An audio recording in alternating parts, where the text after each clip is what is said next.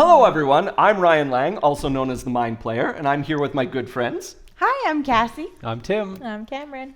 And together we make Twilight Enigma.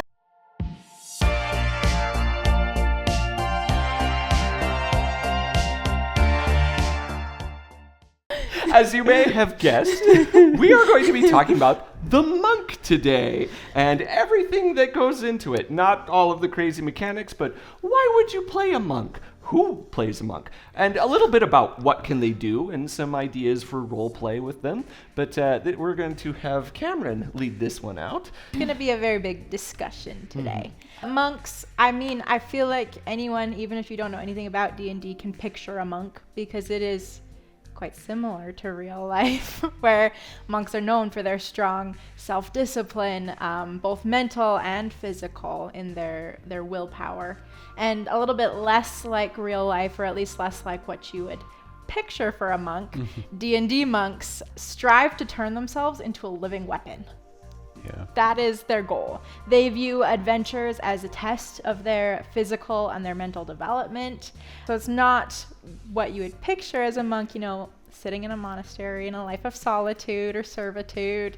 You can definitely be a little bit more creative with it. Monks operate on focus points once you hit the subclasses, and you can do quite a bit with those. You can do quite a bit. Yeah, as you can a monk. do quite a bit as a monk. Yeah. Monks have so many bonus action options. Yeah. It's really fun. Yeah, anything. you can punch more, you can give yourself better defense, you can become very fast and hard to hit. They're all things you can do as a monk with your focus points. Yeah.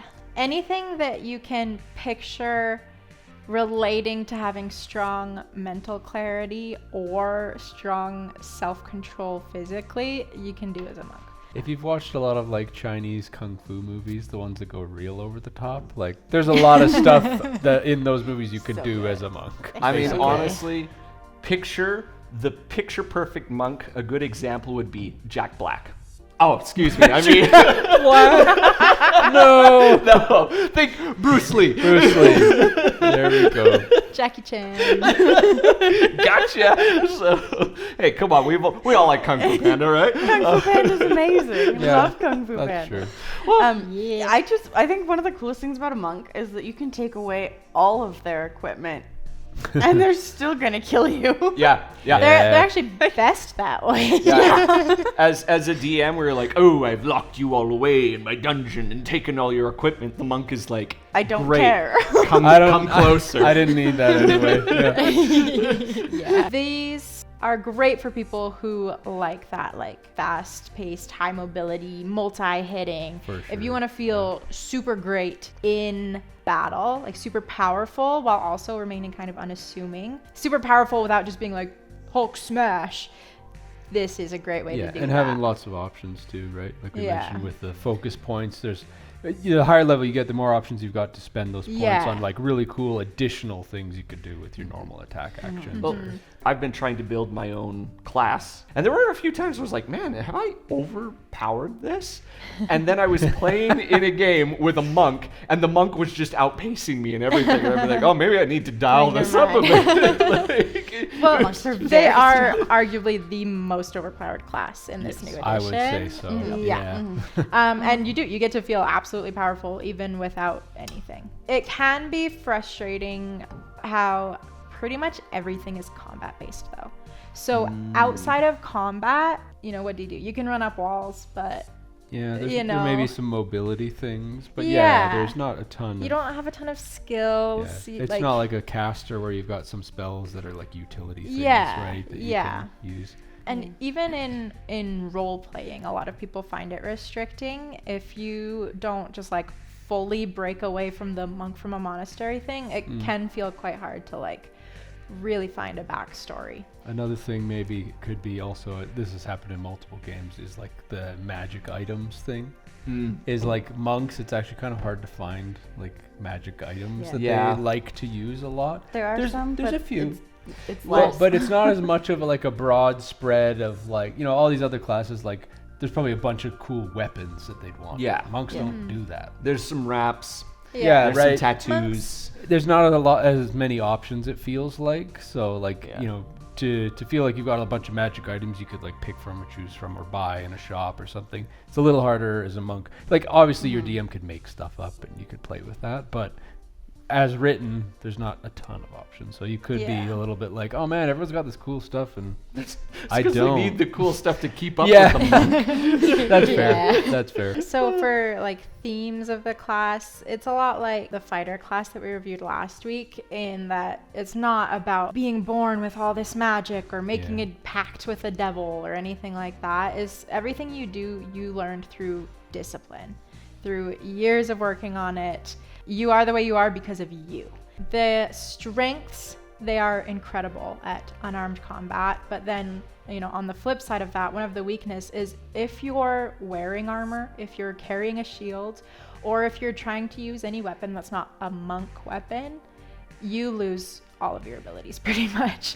Like so many of the things that you can do as a monk, you just can't anymore because it's about movement. So your armor is weighing you down, the shield's stopping you. So yeah, the core mechanics of the class, they're known for being fast. They're known for their extra attacks, extra defenses, as we've gone over.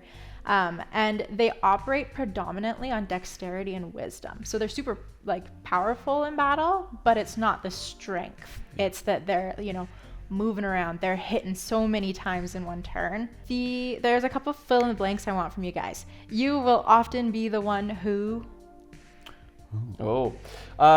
is fastest. Yeah. In your, like you will always outpace the rest of the team. Yeah. Nobody's keeping up with you, and no enemy's getting away either. Like it just doesn't. Yeah, you will often be the one who chases down the enemies trying to run away. Yep. Yep. That's happened a lot.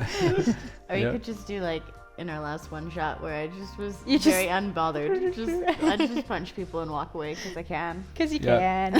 Yeah. This is a great role for in battles with lots of people, while everyone else in your parties, you know, going after the big, you know, the BBEG, you're just like knocking out all of the little minions.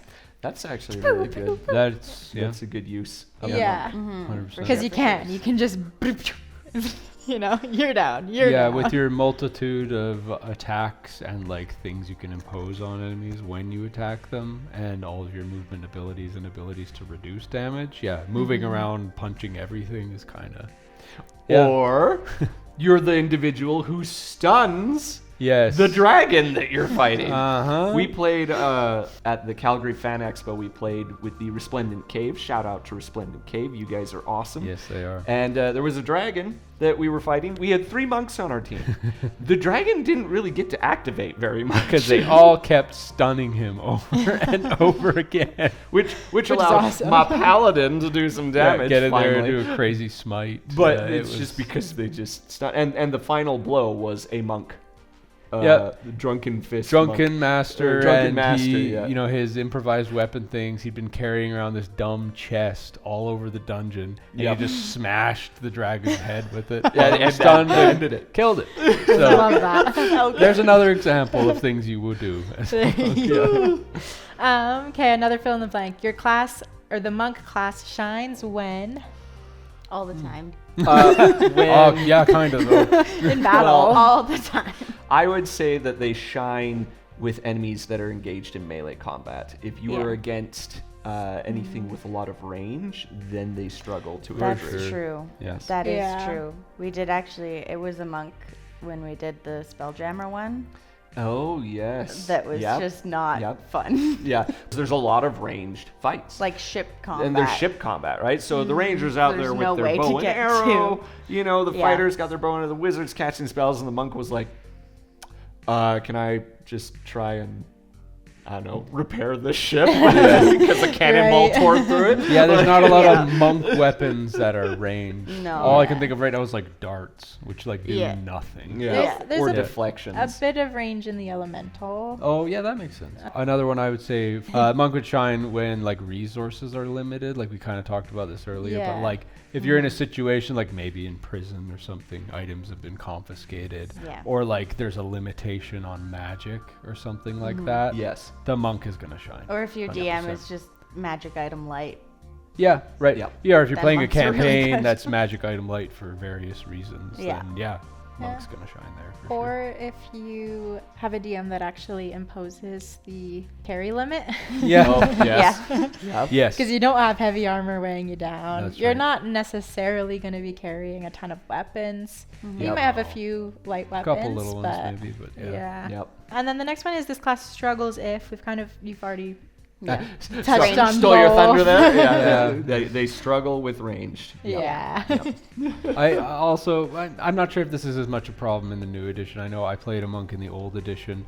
The monk's a little squishier than I They are, yeah. thought they would be going into it, so I got myself into trouble real quick. Yeah. So that's just something to be aware of. Like, you're not as hard to take down as like a Yeah. barbarian or a fighter or something. Yeah, unlike other martial combatants, you don't you want to get up close to punch, but you don't want to stay there. You have Yeah. like disengage, dash as Yeah, like bonus action actions. options.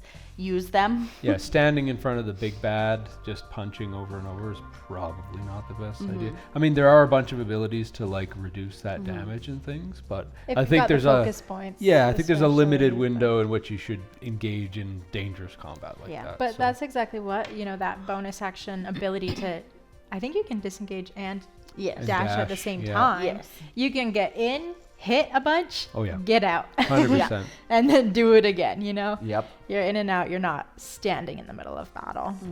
For complexity to play, Pretty straightforward. Yeah. oh, I was gonna say it looks difficult for me to grasp because there's so many different things you That's can do right. with your bonus action. I would Like give it you've a got to medium. learn medium. what all of those are. Yeah. That's So, right. like- Just because of the quantity of options, I Yeah. think a medium is a fair place Yeah. to put that. Yeah. Yeah. The reason why I would put it on the easier side is just because you really don't care about like magic items or equipment. That's That true. There's So you're not like what you have on the page is pretty much all you're going to be working with, and you don't have to worry about any other things. Yeah, once you get to But- know a lot of those abilities or the things you can spend your focus points on, I think it does become pretty easy. So it's not like a super steep learning curve, but there is one, There's a bit and of a there's learning options to choose. So. Not as straightforward as like a champion fighter, Yeah, right. Agreed. Yeah. but it is, yeah. Yep, medium. medium. There we go. Now we can get into subclasses. Subclasses. Subclasses. I'm talking about the Warrior of Mercy subclass. I like that they say that these guys usually wear masks. That's like not necessary, but it's really fun. You could choose to follow that or not. The Warriors of Mercy wield control over life and death. So at level 3, you're getting your Hand of Harm and your Hand of Healing, and those are kind of what this subclass is about. Hand of Harm just deals extra necrotic damage when you're doing unarmed strikes. Amazing. And Hand of Healing you can heal people by touching them, which is pretty cool. So you're telling me this is Moira from Overwatch? Well, I don't play the game, so yes, One sure. hand gives life, the other takes it away. Basically, yes.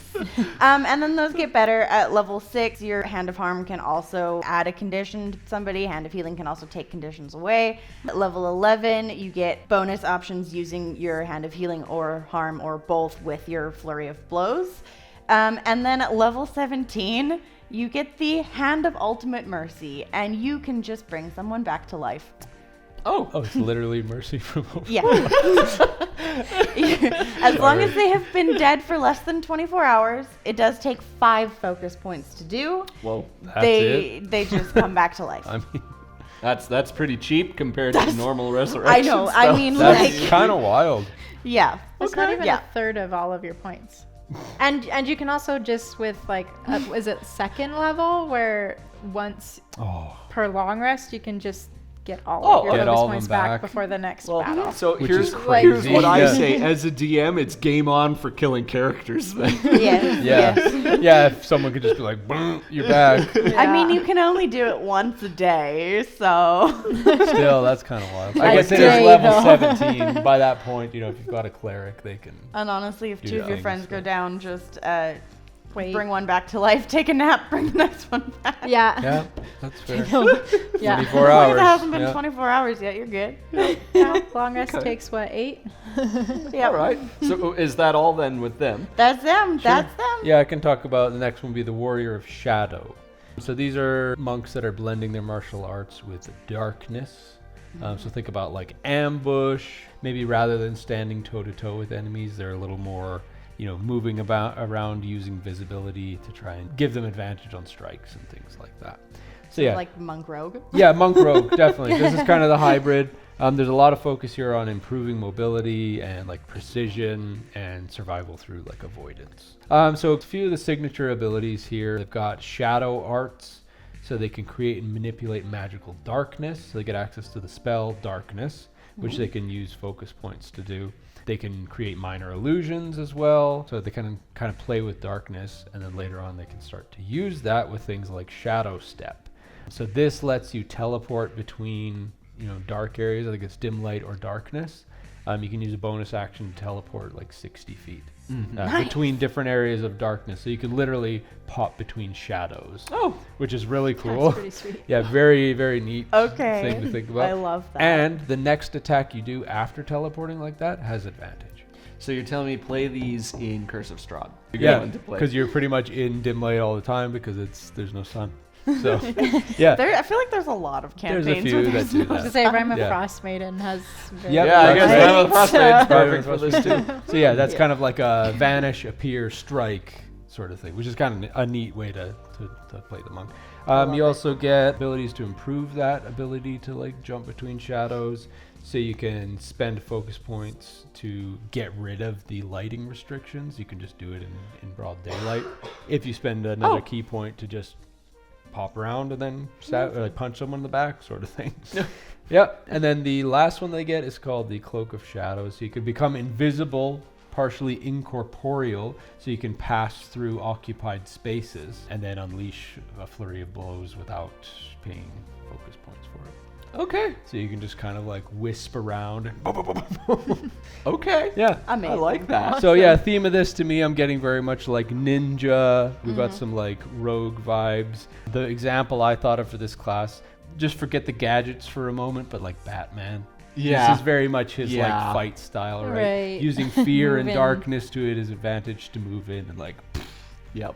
unarmed strike. Love it. So, You thought I was there? Nope, I'm over here. Yeah. And now I'm punching you in the face. where are you? Here. Yeah. That's what we're thinking about. The next one is the Warrior of Elements. So this is the monks that can tap into the power of the elemental planes. Yes. They harness their supernatural focus to momentarily tame the energy of the elemental chaos and empower themselves both in and out of battle. So starting off, they can spend their focus point to change their weapons damage to be acid, cold, fire, lightning, or thunder. So anything that's cool. kind of the elemental damage, as well as they know the elementalism spell. Then a little bit later, this is where I was saying the range. This is the only range thing that I've really seen, but from level 6, you can use a couple of focus points to cast an elemental sphere, 20-foot radius, so quite large, anywhere within 120 feet of you. So quite a bit of distance, and everyone in it has to roll a save or take full damage of whatever element you're using, acid, fire, or whatever. And if they pass the dex save, then they just take half, so they're still taking damage Okay, that's from nice. your... Yeah. Yeah, I so wonder you're if- just like sending the elements out. I wonder if acid is supposed to like take the place of water, because acid isn't really an element, but It is now. Yeah. Yeah, I guess there's just no water damage in. yeah. Yeah. It's like bludgeoning or something they turn it into. And then a little bit later, you can also fly and swim at the same speed that Epic. you can walk. That's awesome. And then at level 17, while your elemental attunement, so the thing that you get at the beginning, is active, you can gain resistance to elemental damage types. It is one at a time, but you can change it every turn. Oh, wow. So you can gain different resistances. You can move even faster, which is crazy for something that already moves super fast. Yep. And you can hurt an enemy while you're at it. You're like breezing past and boom, here's some acid damage. And you can also deal even more damage with your unarmed strikes. I Yeah. like that. So for like lot of role playing options, yeah. ability, I am once again using a show I have not seen. But I think Oh no. that this is a lot like the Avatar. You're using he Oh, is sure. a monk. Yeah. Yeah, 100%. From what I know, and he's using the elements. He uses all the elements. Yeah. Yep. Okay. If you I want dig to it. become the avatar, This is is the your class. way. That's the one. Yeah, that That's works. it. I think. Yeah. Watch Avatar. Yeah. Yes, you should. It is worth a watch. Tell her she should. yes. Please, in the comments. I'm going to be shamed in the Yell in the comments. comments. Everything I don't watch. Keep revealing. Yeah, you're the one putting it you out are. there, so yeah. If you would like us to start a series where we force Cameron to watch various pop culture things and comment on them, we'll do that. I would love to do that. Yeah. We'll call it Cultured Swine. Now that's just rude. Now let's do. Are you ready for this? Prepare for the Warrior of the Open Hand. Essentially, you just hit with your hands harder. It's just Nice. like you're a monk. Now you're a monk that's better at being a monk.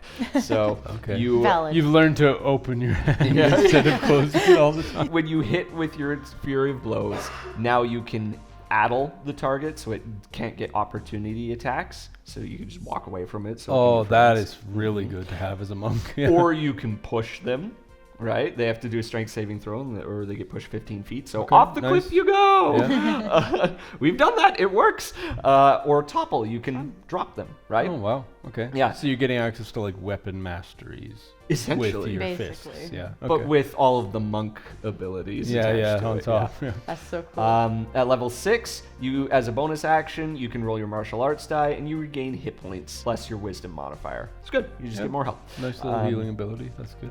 Level 11 is really good as a bonus action. When you take one of your things other than Step of Wind, so you use one of your Flurry of Blows or whatever, you get to do all of that, but then you also get to use Step of Wind on top of it. Great. Boom. I come in, good. I punch, I use my second attack, and then I 1, 2, 3 with Fury of Blows, and then And then I'm also just Step gonna of step a Wind, window away. Get you out. Yeah. Epic. And then the last one, and I love this one, it has so many roleplay implications. You essentially become the best assassin ever. You gain the ability to set up lethal vibrations in someone's body. Oh yeah. Right. You can spend 4 focus points when you hit a creature with an unarmed strike. So you hit them, maybe you're in the marketplace and you just sock a guy. You don't kill him, you just hit him. But now he's got these vibrations going on in his body. Alternatively, when you take the attack action on your turn, you can forego one of your attacks to end the vibrations in their body. Okay. To end them, you and the target only have to be on the same plane of existence. That's Whoa. it. You hit someone, say, go on, go whatever. And they're over there eating their stew on another day, and then they take 10 d12 force damage. You're just like, and it happens now. gosh. You have a certain amount of time to do this. But yeah, it lasts for a number of days equal to your monk level. So it'd be like up to 20 days. Right. To level 17, up to 17 days immediately. You can also end the vibrations harmlessly as well. So Okay. you could hit someone and be like, do you know what I've done to you? Yeah. I've like discombobulated your life force and you're going to do this thing in the next 17 days or you die. It's just insane. Yeah, that's pretty crazy. Punch someone and walk away, and then 17 days later they just. Well, I mean, any Die. time within those Still 17 feeling days. it. Yeah, you could just be tell like, them to do it. yeah, I think I'll kill you now. Yeah. It's like, oh right, I forgot to finish last week's fight. It's finished now. You have like an Obi-Wan moment where it's like, I feel like somebody screamed out. Yeah. Oh, good heavens.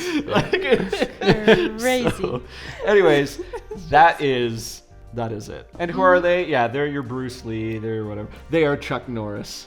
Yeah. That's who they are. Chuck Norris can end you because he thought about it. It's too soon. Moment We of love silence. you, Chuck Norris. Yeah. We still love you. Now, these focus points that you can spend, they are equivalent to your level. So it's not like super powerful, if you're level 2, level 3.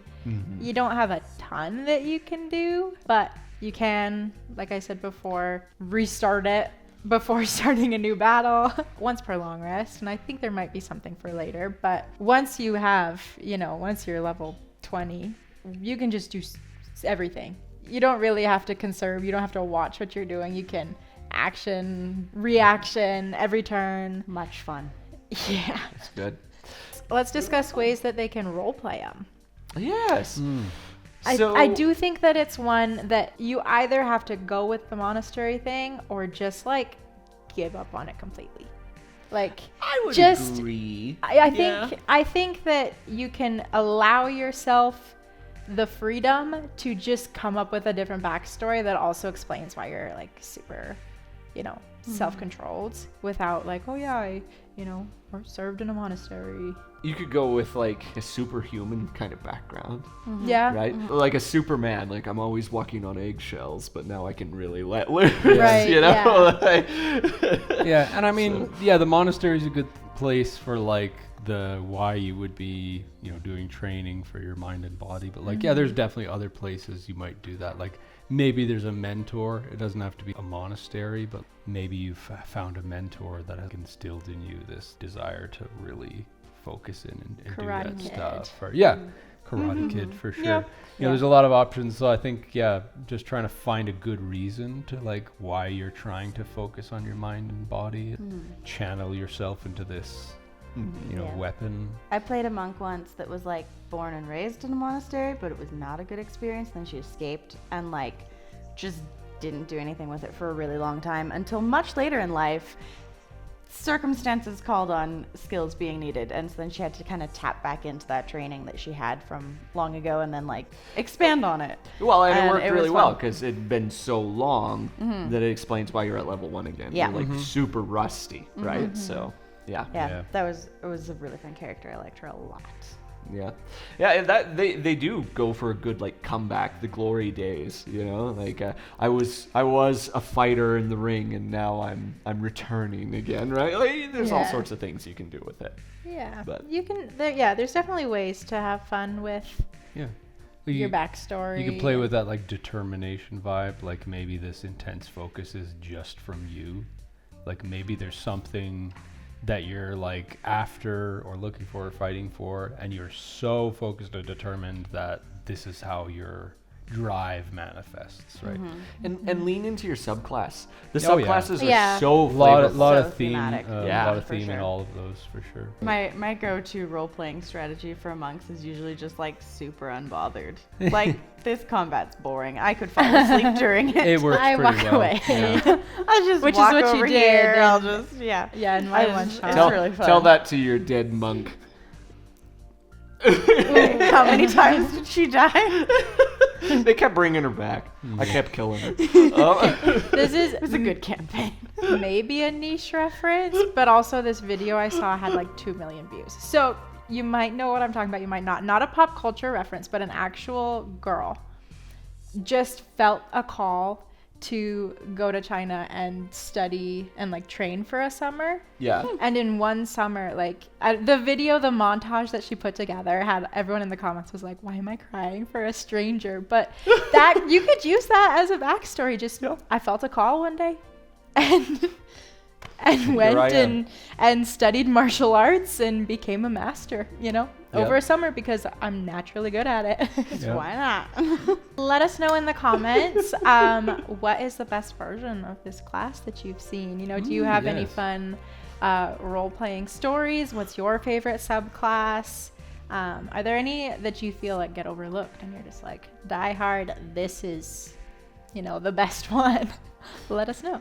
Next time, we're going to talk about my favorite guys, the shiny boys with swords, paladins. Yeah, if you watched our cleric video, be prepared. I think Ryan might be about to go off again.